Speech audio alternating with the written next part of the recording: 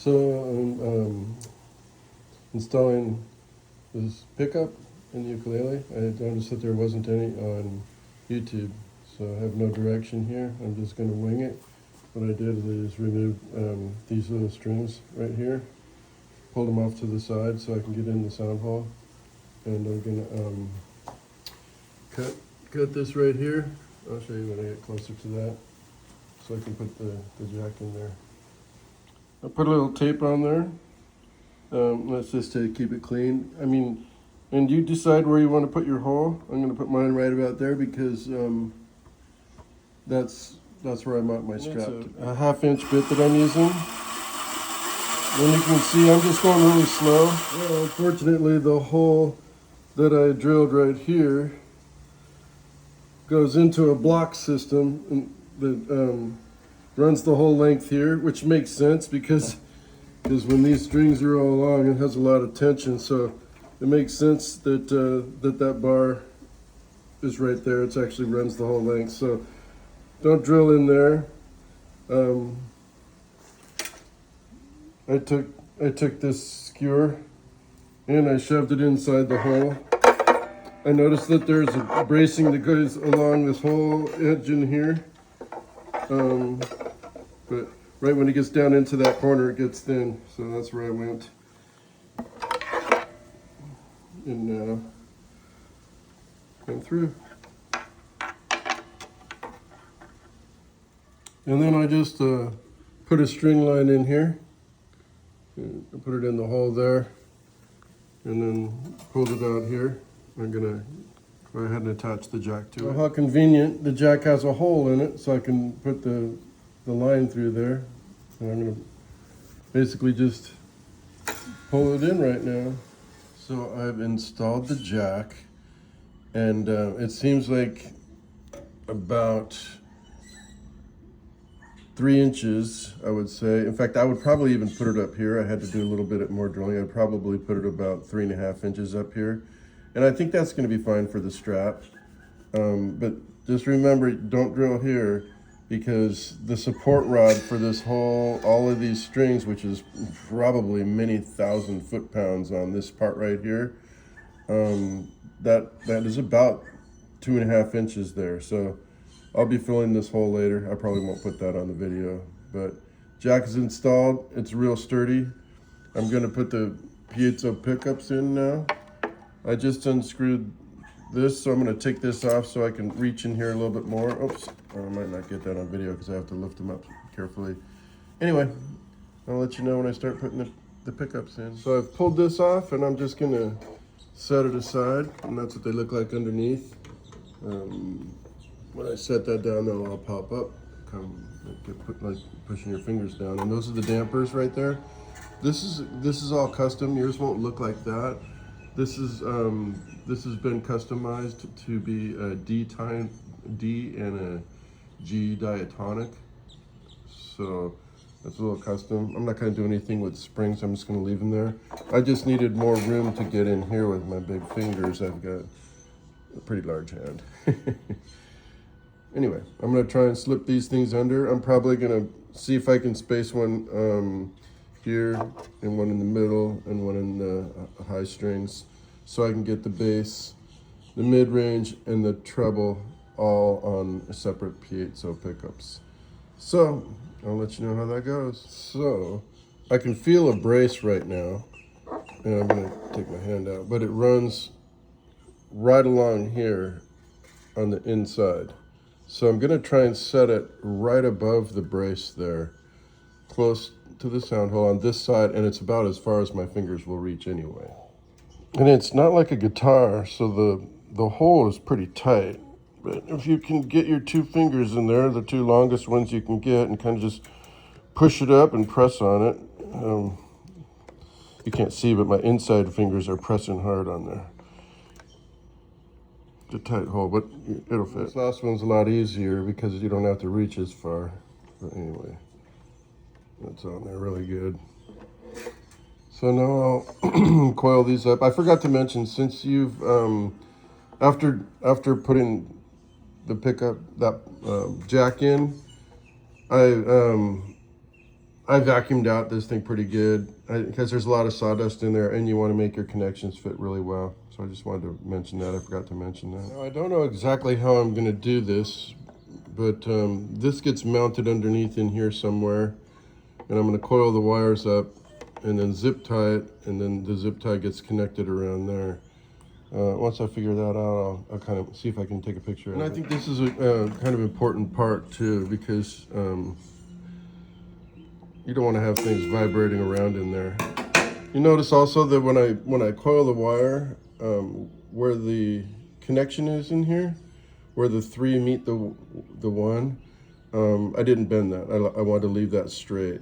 So now I'm gonna, this is all real snug now. I'll go ahead and peel that tape off, and I'm gonna put it underneath there somewhere. I'll show you that in a minute. Well, that was the easiest part. I found a little place there and just put it down there. I know you can probably only see a part of it, but I just mounted it underneath there. You can't see it from the sound hole. It's completely invisible. And now I think I'll put the strings back on. I think the installation is done.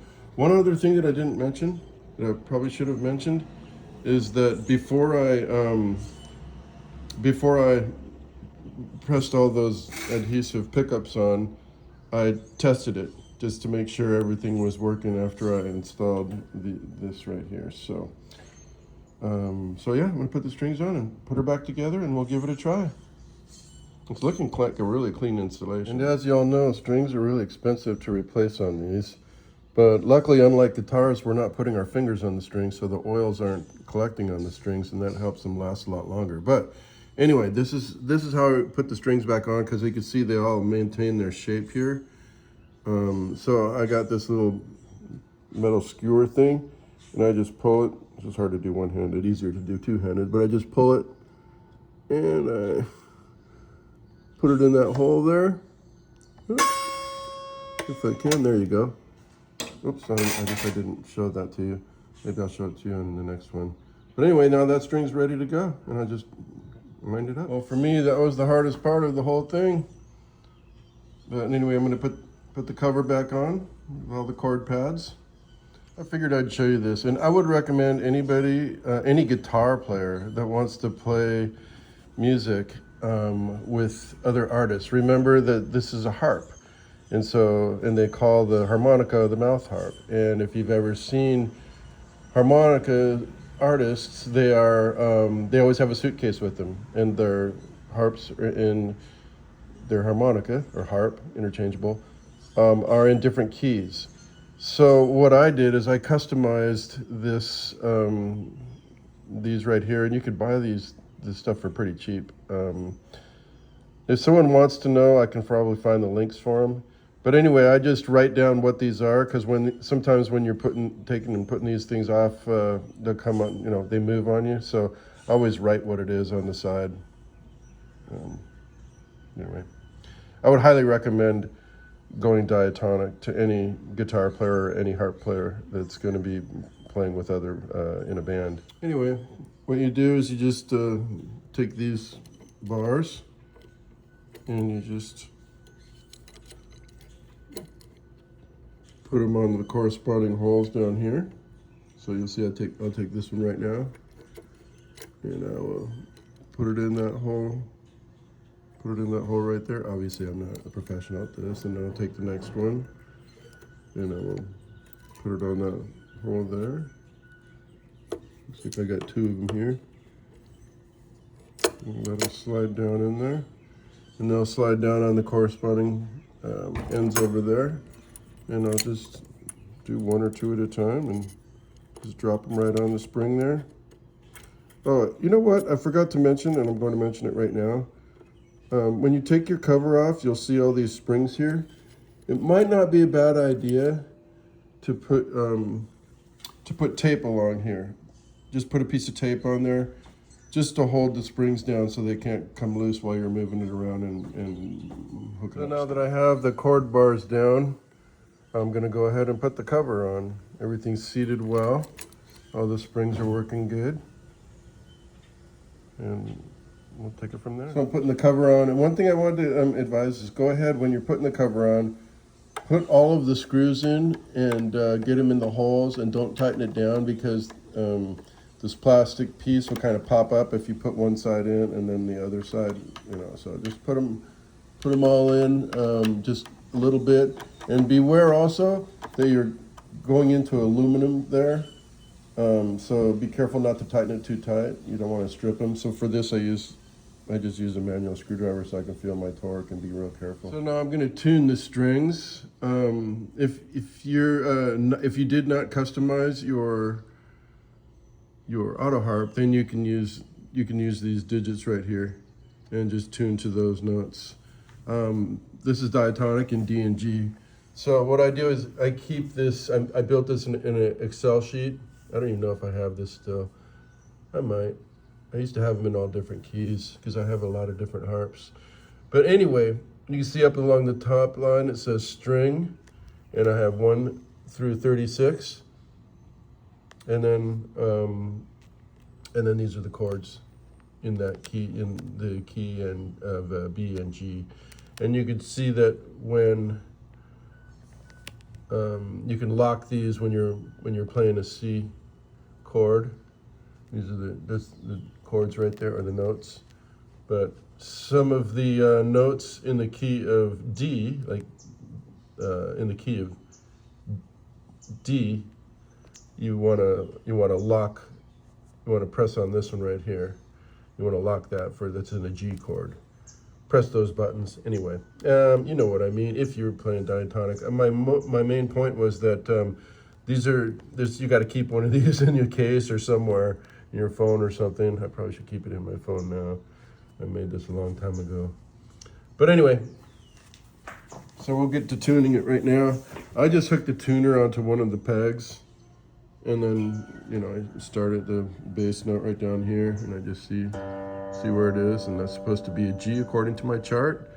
And then I just go up, and I just use my little tool here and tune it up. So we'll see where we are in a little bit. Okay, it's all tuned up. There is one more thing that I'd highly recommend for Autoharp players is you get some good strap locks. I think they're so important because unlike the guitar, where when you put the strap on, it pulls it, you know, it pulls it around your body, and it keeps the strap on just by the pressure. When you're using this is not the same angle, and so I wouldn't use that for my strap, because just the angle, it pulls off too easy because it's not pulling away from the no, it doesn't pull the strap on when you're wearing it. It pulls it kind of it leaves too much leeway. So I'm going to go ahead and put these strap locks on. I like these because they're quick release. I'll show you. I use 2 different bits, and this goes in really easy, and I'll show you that.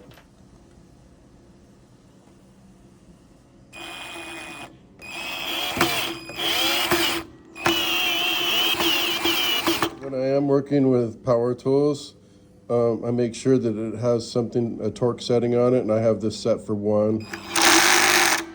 So you see it's just spinning there. I just wanted to show you how snug these are too. I mean, they're really snug. The other reason I like these is this piece stays on your strap, and you just slip it on there. Let's see, where am I here? There it is, and you just let go, and it's instantly on. And it comes off just like that too. So it's a quick release. And the thing is, my case is just this big, and it fits snug as it is. There's no way I could keep my strap in there too. And I like these because once I take the strap off, it's a really low profile. All right, let's give it a try.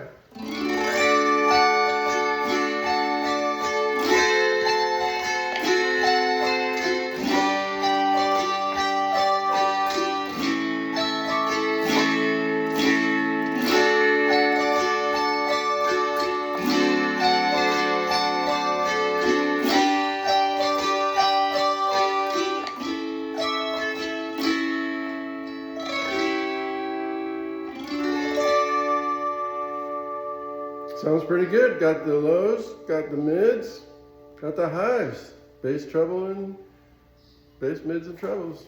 Things were ready to go. Show you some of the equipment that I'm using here today. This is my Oscar Schmidt 36 string Autoharp. This is my my notes that I have. Oops, looks like I wore one of mine off. Anyway, that's what I'm using, and you can see I have my locks right here, my 2 lock keys, because this is a D and a G, and certain chords are not in the family. Certain notes are not in the family. Then I go to Bluetooth, and I got this off of Amazon. I'm really happy with this. I've been using it on my guitar, and I've got, that's my transmitter, and then I have my receiver right here, and I have my my preamp, which is basically, it's for my guitar. It has everything on it, but I just paid, when I'm playing here for this demonstration, I just played it clean through. But you can imagine that you can make all kinds of voicings now on this. One thing I also noticed is when I tap this, it really makes some good sounds. And then I'm just using my JBL party box, so everything's Bluetooth. You can take it out to the park or wherever, on the pool, out on the patio.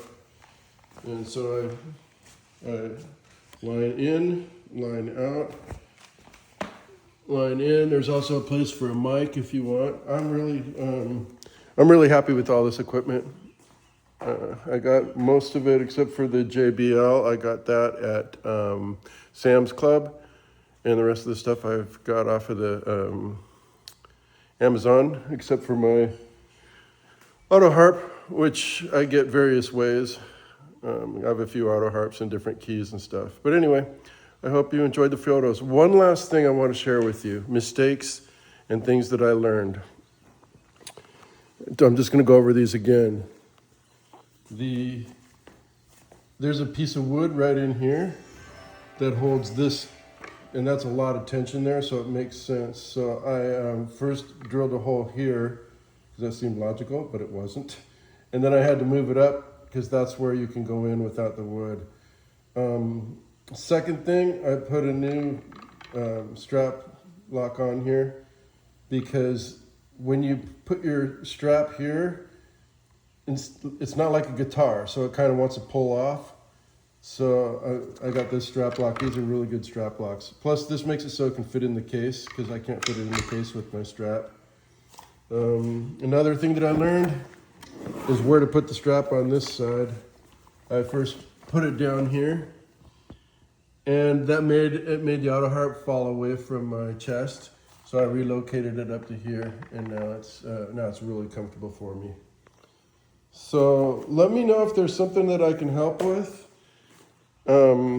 If enough people are interested, I'll put a description of the equipment in the comment section or in the description section. But if no one sees this video, it doesn't matter. The one thing that I do know, I think it's the only video online that shows how to turn your Autoharp into electric. So probably someone will see it, and I hope they can learn from my mistakes. Thank you, and I hope you all have a good time.